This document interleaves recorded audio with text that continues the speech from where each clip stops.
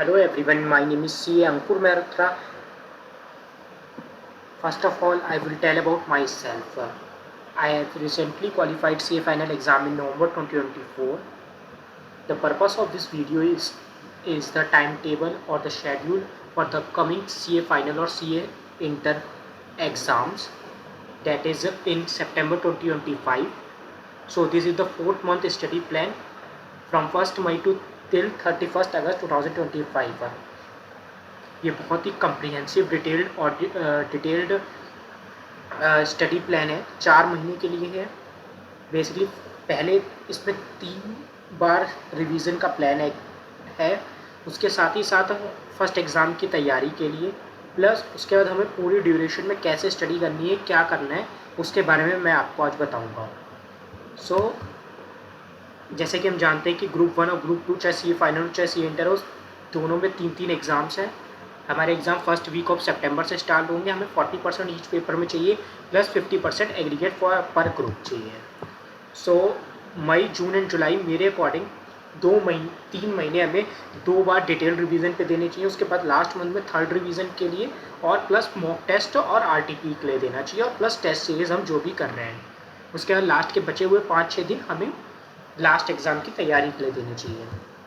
तो सबसे पहला फर्स्ट रिवीजन का शेड्यूल जो मैंने बनाया है, डिटेल्ड अगर हम रिवीजन करते हैं 1 मई से 18 जुलाई तक में, मैंने हर एग्ज़ाम को 15-15 दिन का टाइम दिया है कि डिटेल्ड रिवीजन हो सके। किसी को 10 भी दिन लग सकते हैं, किसी को 12 दिन भी पर सब्जेक्ट लग सकते हैं।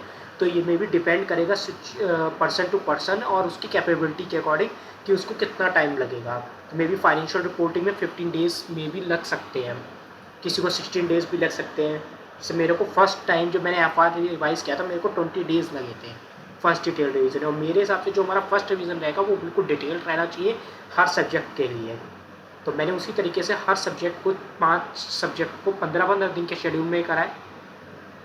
प्लस IBS को मैंने जुलाई 16 से 18 के बीच में किया है।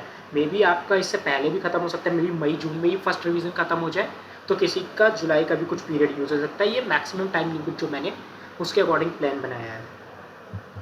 उसके सेकंड रिवीजन 19 जुलाई से 10 अगस्त के बीच में, इसमें मैंने हर सब्जेक्ट को 4 से 5 दिन का ड्यूरेशन के बीच में रखा है।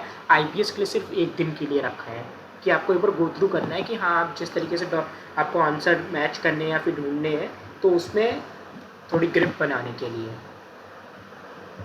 उसके बाद थर्ड रिवीजन मैंने 11 अगस्त से लेके 21 अगस्त के बीच का रखा है कि आप सारे सब्जेक्ट को 2-2 दिन दे के रिवाइज़ कर लो, और कोशिश करो उन लास्ट के 10 दिन, जो 10 दिन का रिवीजन का शेड्यूल रखा है, उसमें वीक एरियाज़ पे फोकस करो, जो बेसिकली रिकॉल नहीं हो पा रहे या फिर जहाँ पे ऐसा लग रहा है कि मैं अच्छा परफॉर्म नहीं कर पा रहा हूँ। मेरा सजेशन रहेगा फर्स्ट रिवीजन करने के बाद से या फर्स्ट रिवीजन के ड्यूरेशन से ही, या तो आप अगर आपको लगता है कि आपकी राइटिंग प्रैक्टिस अच्छी नहीं है या फिर आप नहीं उस तरीके से एग्ज़ाम के लिए प्रिपेयर करना चाहते हो कि हाँ मेरी रिटन प्रिपरेशन आज से ही स्टार्ट हो जाए, तो आप उसी समय से मॉक टेस्ट सीरीज़ स्टार्ट कर सकते हो। टेस्ट सीरीज़ किसी भी फैकल्टी की या फिर किसी भी टेस्ट सीरीज़ जो भी कोई कोचिंग सेंटर दे रहा हो, तो उससे आपका ये रहेगा कि स्टार्टिंग से आपकी रिटन की प्रैक्टिस होने लगेगी, और जो हम कुछ लिखते हैं तो वो हमें ज़्यादा दिन तक याद रहता है।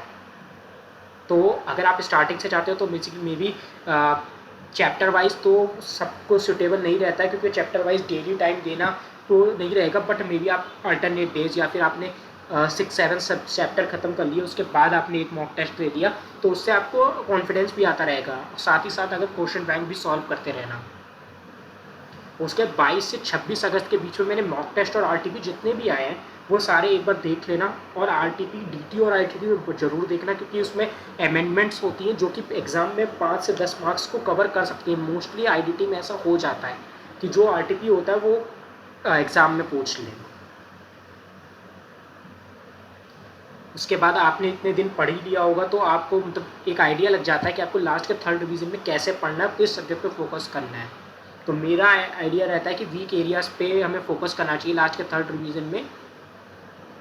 उसके बाद हमें लास्ट वीक बिफोर एग्ज़ाम में फ़र्स्ट पेपर पे फोकस करना चाहिए, maximum 4 to 5 days. That is I think FR का फर्स्ट एग्ज़ाम होगा, तो उस पर फोकस करना चाहिए। और इस प्लान को फॉलो करते समय हमें बिल्कुल भी ये नहीं भूलना कि हमें 6 से 8 घंटे की नींद लेनी ही लेनी है। प्लस हमें साथ में रिटन प्रैक्टिस भी अगर स्टार्टिंग से हम कर लेते हैं तो वो हमारे लिए बहुत आगे जाके अच्छा रिजल्ट देगा हमें। उसके बाद हमारा कंसिस्टेंट स्टडी आवर्स होना चाहिए 6 से 8 घंटे का, sorry 8 to 10 hours minimum. Maybe some person will go up to 12 to 14 depending upon the capability, but it should be minimum 8 to 10 hours।